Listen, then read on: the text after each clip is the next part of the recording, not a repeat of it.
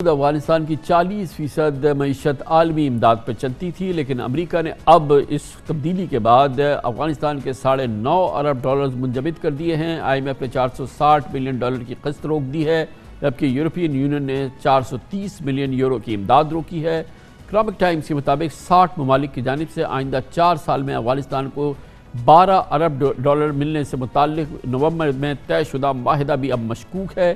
عالمی rating agency Fitch solutions کے مطابق منفی معاشی شرح کی وجہ سے افغان معیشت کئی سال ہچ کو لے کھائے گی۔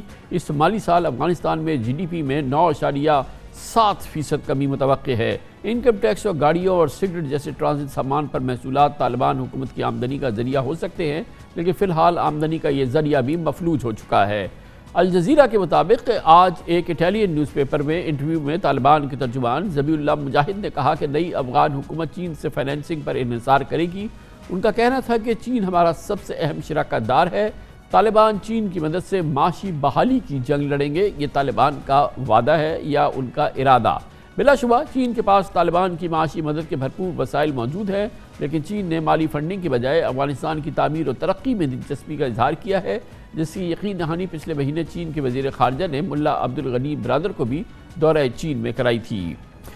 کل افغان حکومت طالبان حکومت باقاعدہ اپنا حلف اٹھانے جا رہی ہے۔ بعد نماز جمعہ امکان ہے کہ ایسا ہوگا، مگر جو افغانستان طالبان کے ہاتھ میں آ رہا ہے، طالبان حکومت کے ہاتھ میں آئے گا، وہ ہم آپ کو بتا رہے ہیں کہ فار آل پریکٹیکل پرپسز معاشی طور پہ دیوالیہ ملک ہے۔ اس صورتحال کو مزید جانیں گے، اس کی مزید تفصیل حاصل کریں گے۔ کابل جاتے ہیں، جہاں پر ہمارے ساتھ موجود ہیں ممتاز سینئر باخبر صحافی جناب علی مصطفیٰ۔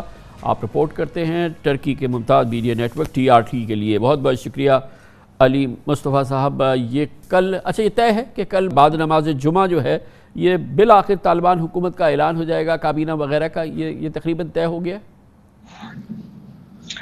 یہ بات ہم 31 اگست سے سنتے آ رہے ہیں کہ جی اعلان ہونے والا ہے، اعلان ہونے والا ہے، اعلان ہونے والا ہے، لیکن اب ہمیں ذرائع بتا رہے ہیں کہ جمعے کی نماز کے بعد 3 ستمبر کو اعلان کرے گی طالبان اپنی حکومت کا۔ لیکن یہ بڑی ایک ڈیلیکیٹ، ایک بڑی نازک سچویشن ہے، کیونکہ ایک طرف تو انہیں فورن ڈونرز کو، جو لوگ ہیں، انہیں خوش کرنا ہے ایک کمپرومائز دکھا کے، لیکن ایک حد تک ہی وہ کمپرومائز کر سکتے ہیں، کیونکہ 20 سال جنگ لڑنے کے بعد ان میں ایسے بھی عناصر موجود ہیں جو کمپرومائز بالکل نہیں چاہتے۔ تو اسی لیے طالبان ہر چیز کو نپے تول کے چل رہی ہے، کیونکہ وہ جانتی ہے کہ یہ بتائیے گا کہ کتنا ادراک ہوگا اس لیڈرشپ جس نے کہ بڑی زبردست گوریلا جنگ لڑی، اس نے تاریخ کی ایک بہت بڑی کامیابی، تاریخی جنگی کامیابی حاصل کی، مگر اب جو مرحلہ ہے اس میں اس تجربے کا کوئی اہمیت نہیں ہے۔ اب تو ادراک ہونا چاہیے معیشت کا، کاروبار کا، ٹریڈ کا اور تمام معاملات کا۔ تو یہ جو معاشی صورتحال ہے، یہ کتنی آپ کے خیال میں اس کی آگاہی ہے اور کتنی تیاری؟ کیونکہ پہلے دن سے جو ملک ان کو مل رہا ہے، وہ اس میں کوئی شک نہیں ہے کہ یہ دراصل ایک بینکرپٹ اس وقت سچویشن ہے۔ اس کو ریٹریو کرنا، اس کو چلانا، اس کو سنبھالنا، اس کے لیے جنگی اسکل کی ضرورت نہیں ہے، اس میں معاشی جنگ کی، اس کی اسکل کی ضرورت ہے اور اس ٹریڈ کرافٹ کو جاننے والوں کی ضرورت ہے۔ تو یہی تو سوال پڑتا ہے کامران خان صاحب کہ جنگ لڑنے کے بعد یہ معاشی جنگ کیا طالبان لڑنے کے لیے تیار ہیں؟ کیونکہ ابھی صرف ہمیں 3 ہفتے ہوئے ہیں، ہمیں کانٹیکسٹ کو تھوڑا سمجھنے کی ضرورت ہے۔ 3 ہفتے کے اندر کیا کوئی بھی گروپ ایک 40 ملین کی عوام کی معیشت کو چلا سکتا ہے کہ نہیں چلا سکتا؟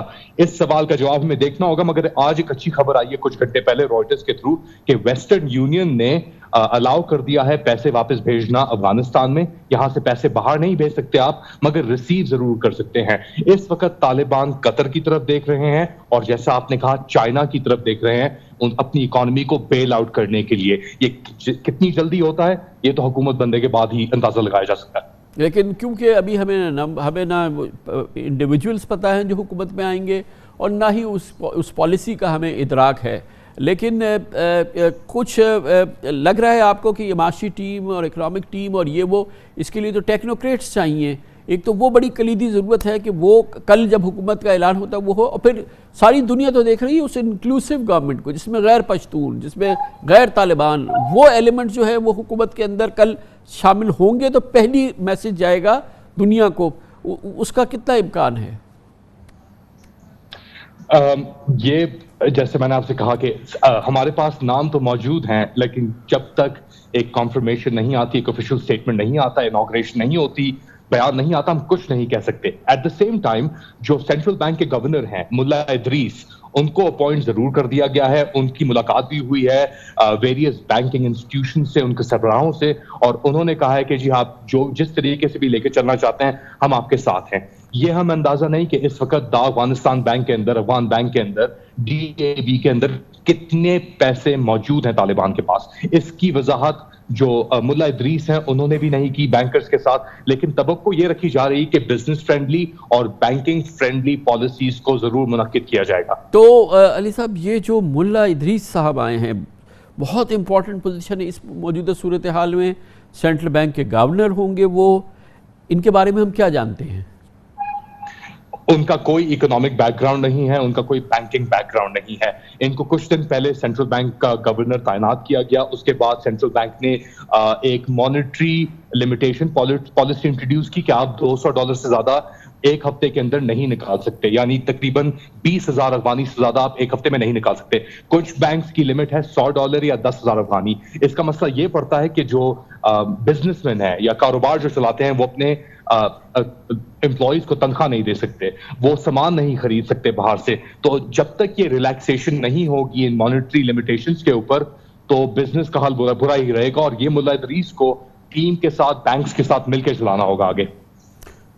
اچھا، اور یہ بھی فرمائیے گا کہ فی الحال بہرحال اس افغانستان میں جس میں طالبان کے کنٹرول کو 3 ہفتہ ہو گیا ہے، ہمیں جو مغرب کی کلیدی شکایات تھی اس کے آثار نظر نہیں آئے کہ خواتین کی روک ٹوک، انسانی حقوق کے حوالے سے کوئی یعنی کہ غیر معمولی کوئی اقدامات، کوئی قتل غارت، کوئی گرفتاریاں، کوئی کریک ڈاؤن، یہ کیفیت جو ایک جنرل ایمنسٹی جو اعلان کی گئی، وہ ساری صورتحال تو بہت ہی مناسب رہی ہے، قابو میں رہی ہے.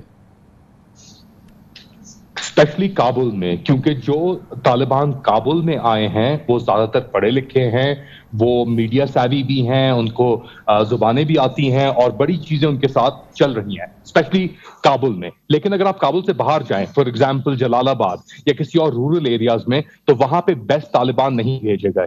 وہاں پہ وہ طالبان ہیں جو پہاڑوں سے اٹھ کے آئے ہیں، جو جنگ لڑے ہیں، تو ان کے طریقے، ان کا رویہ بہت مختلف ہے. اس کے باوجود ہمیں کوئی ایسی وائڈ اسپریڈ رپورٹ نہیں آئی ابیوزز کی. اس کا یہ مطلب نہیں کہ ابیوزز نہیں ہو رہی، اس کا یہ مطلب ہے کہ جہاں پہ ابیوزز ہو رہی ہیں وہاں پہ شاید اتنی میڈیا کی ریچ نہیں ہے، یا طالبان کا جو ہولڈ ہے وہ ابھی تک کنسالیڈیٹ نہیں ہوا. یہ سچویشن کابل میں نہیں ہے. کابل کے اندر سیکیورٹی بالکل صحیح چل رہی ہے. بیریئرز اٹھائے جا رہے ہیں، جو بام بلاسٹ بیریئرز لگائے گئے تھے دیواروں کے خلاف، لوگ رات کو نکل سکتے ہیں آرام سے. کوئی ایسی سچویشن نہیں ہے، ڈاکے نہیں پڑ رہے، ان میں کمی آئی ہے، چوریاں نہیں ہو رہی. مگر ابھی بھی ایک سینس آف ٹینشن اور فیئر موجود ہے، اسپیشلی خواتین میں. ان کو نہیں پتا کہ مستقبل میں جا کے ان کے ساتھ کیا ہوگا، وہ کام کر سکیں گی کہ نہیں کر سکیں گی. باتیں تو بھی سب اچھی چل رہی ہیں، لیکن حقیقت میں کیا ہوگا آگے جا کے اس کا اندازہ کسی کو نہیں. نہ ایون طالبان کو اندازہ نہیں ہے کہ آگے جا کے کیا ہوگا، سچویشن کیسے بڑھے گی.